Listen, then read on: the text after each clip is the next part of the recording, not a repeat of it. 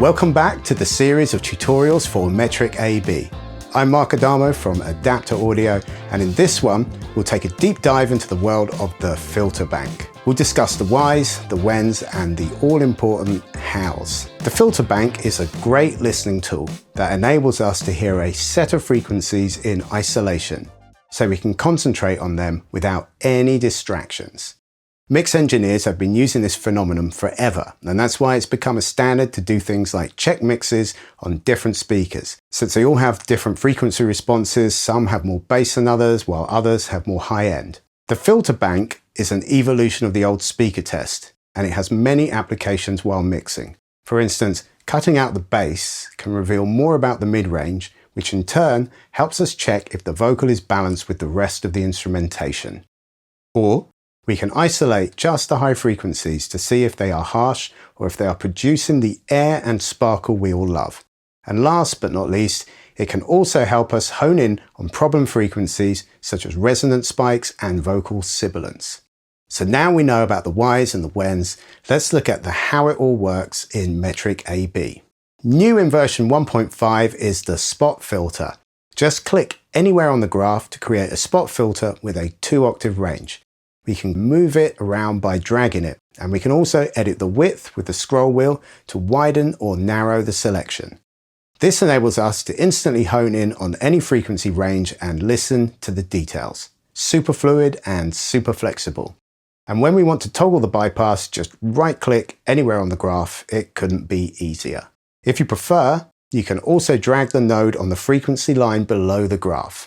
And we can also use the scroll wheel to expand and close the range anywhere under the graph. We don't have to hover over the node to edit the range. This is especially useful when we are working with a very narrow frequency range, as it is more ergonomic than trying to grab a tiny little bit on the graph itself. We also have access to 5 preset buttons to cover the essential frequency ranges of highs, mids, low mids, bass, and sub. These enable us to get quick insights into each range at the push of a button. You can edit them the same way as a spot filter, and like the spot filter, you can drag the high and low boundary lines to set up your own ideal range for each preset. And of course, you can save them as your own user preset to use every time you load Metric AB. And for extra precision, use the number boxes while holding down the Shift key for fine tuning. Another thing you can do is click above the middle zone on the graph to select the frequency range above. And by the same logic, click below to select everything below. And you can also do the same thing by clicking the 3 filter range buttons above the preset buttons. Another important user preference is the filter slope. This affects the steepness of the slope of the filters, so for a natural roll-off, use 12 dB, and for a very sharp roll-off, use 48 dB. You can also select 24 and 36 slopes in between if they sound better to your ears. If you do edit the user preset and want to save it, you can do so with a right-click on the preset button. This opens a pop-up menu with all the options to save a single user preset or the current settings of all the presets in one go. You can also restore the user settings to their default state and even do a factory reset of all filter settings. To see the user defaults all in one space, open the settings panel by clicking the settings icon in the top right corner. There you'll see exactly what's loaded every time you instantiate Metric AB. You can also edit all the settings here or do a factory reset by clicking the factory defaults button. Another fun tool is the zoom link to filter option. This works with the plot view for spectrum, correlation, and stereo image. When this is active, it automatically zooms the spectrum to match the high-low range of the current preset. How do you do this?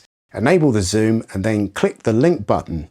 Now toggle a preset and the zoom snaps into action. This gives us more resolution to inspect the frequencies we are actively listening to.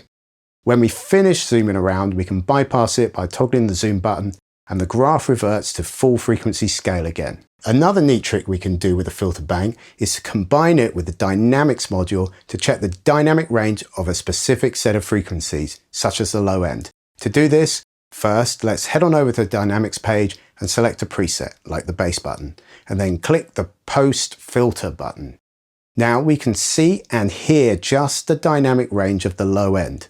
This gives us more insight into how the reference track is mixed, and how it compares to our mix. So not only can we isolate the bass from a listening perspective, but also we can see the amount of dynamic range produced by the interaction of the elements and work with EQ and compression to produce something that hits just as good or even better than our reference.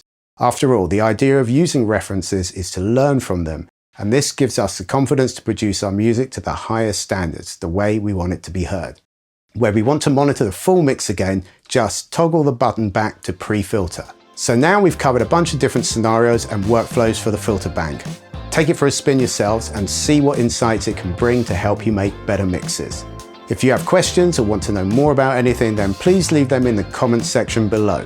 And check out our other deep dives in the series for working with loudness matching, using the sync mode, and all the new features available in Metric AB version 1.5. Download it now, and until the next one, happy mixing.